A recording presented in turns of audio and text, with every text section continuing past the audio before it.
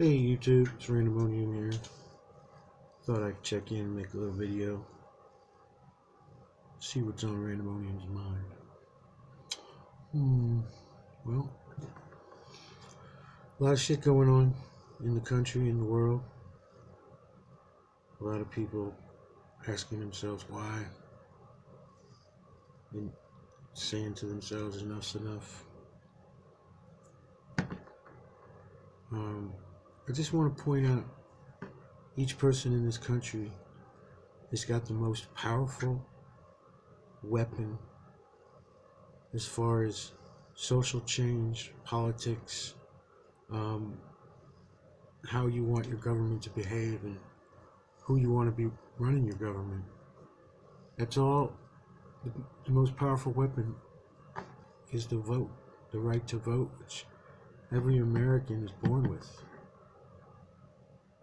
But a lot of people don't use that right to vote. And oftentimes here, my vote doesn't count. And you're right, if you don't vote, it doesn't count.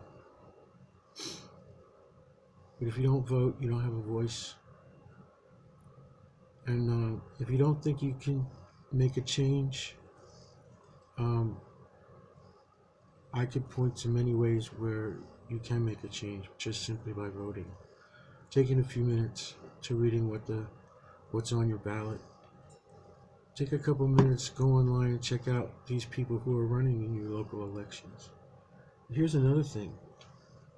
You could get more involved. You could actually run for office or start a committee or get behind a candidate that you believe in and organize and spread the word and get people out to vote. Grab your uncles, your aunts, your grannies, your grandpas, your moms, your dads, your sisters, your brothers, your sons, your daughters. Just everybody, you gotta vote. You gotta exercise that right to vote. And it's just so important. And it's your mightiest weapon. It's the thing that they're most afraid of. Your vote. Do you think they're worried if you don't show up to vote? They're not. Because they have a room full of people who will show up to vote. And they know exactly who they are and how many there will be. Except this year, things are not so certain. And we as a people have an opportunity to take the government back and make it what we want it to be. Fair for everybody. From the richest to the poorest. And I hope we can even that out more in the future. Now, this is going to be a long process if we can get through this election. And it's not just president or vice president, it's Senate and Congress. Now, if Democrats could take control of the Senate and keep control of the Congress and win the White House, then the mess that Biden's going to inherit when he becomes president, and the people that will be put in charge of the restructuring, rebuilding our government, our country's name, our honor, and our ability to make money, which America's always had. America's always been a good investment. Always.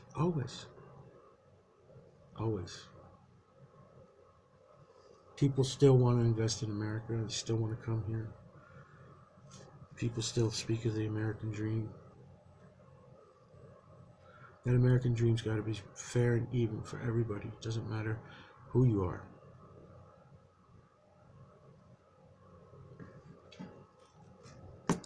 So I would encourage everybody, if you can, get out there and vote. Just do a little research on your candidates. Find people who have similar ideas. Go to the town hall meetings. Go to the online virtual town halls. Ask a question. Um, hey, you can go on, you can spend time on YouTube or whatever social media, putting comments in, putting, copying and sharing and all that. Then you could take a few minutes or an hour and do a little research on your local candidates and your state candidates and your national candidates. And let's um, give the next administration the chance to bring us back to some,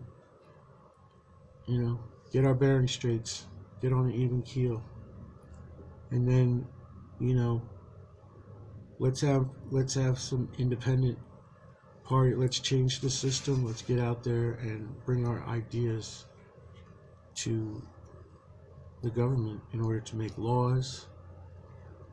I believe there should be statutes and laws on the books that pertain only to people who carry a gun and have a badge or some form of authority: CIA, FBI, state and local law enforcement, sheriff's office, prison guards.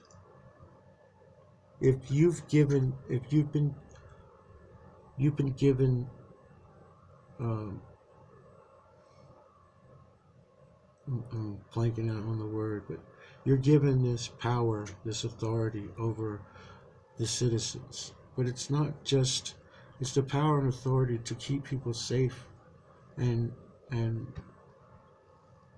and administer the law um, in a fair and even way, without brutality, without torture, without racism, um, in a professional way, and that can be done.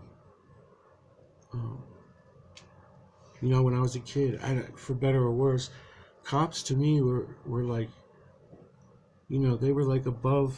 I don't want to use that term. They were like, they weren't normal people. They had a gun. They had a badge. They were like, they caught criminals like they were special, like firefighters. Firefighters just weren't normal people. They were like, you know, they were like super people. I don't want to even say that, but they were special, and they ran into fires when people were running out. They dedicate their life to saving other people.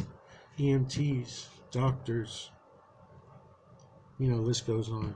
There's certain people who serve the community and serve humanity that are, at least when I was a kid, they were thought of as something special, let's just say. And but they're just like everybody. We're all human, and we're all human, and we all need to be treated with humanity and respect and honor, even at our worst moments. Even when we're passing a bad check or a $20 bill that we may or may not know is ours, or is real. So, but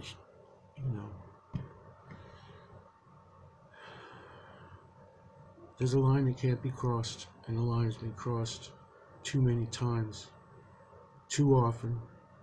And the times that it's been crossed, when there was no camera rolling, and there was no YouTube, and there was no Facebook. And I'm going back into the history of the United States, when these things happened and people turned the other way, and people ended up dead or missing or brutally tortured for no reason other than just stupid racial reason. It's just, I don't get it. A man is a man, a woman is a woman, a child is a child.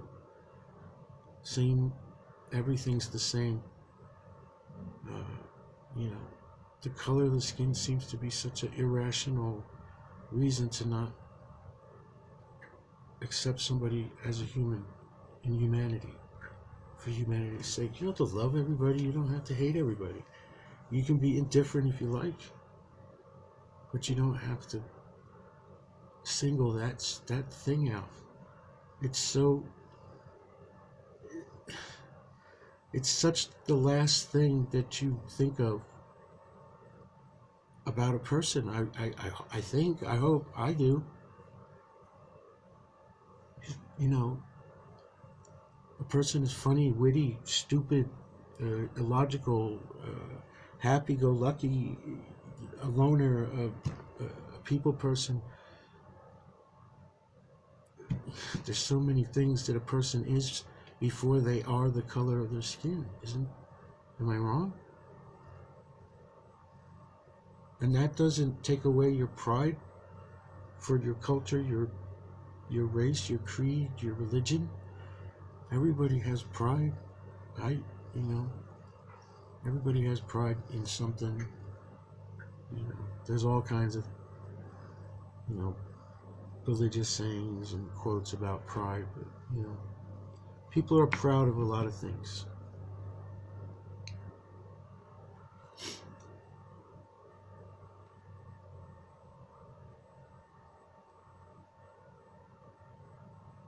And anyway, I'm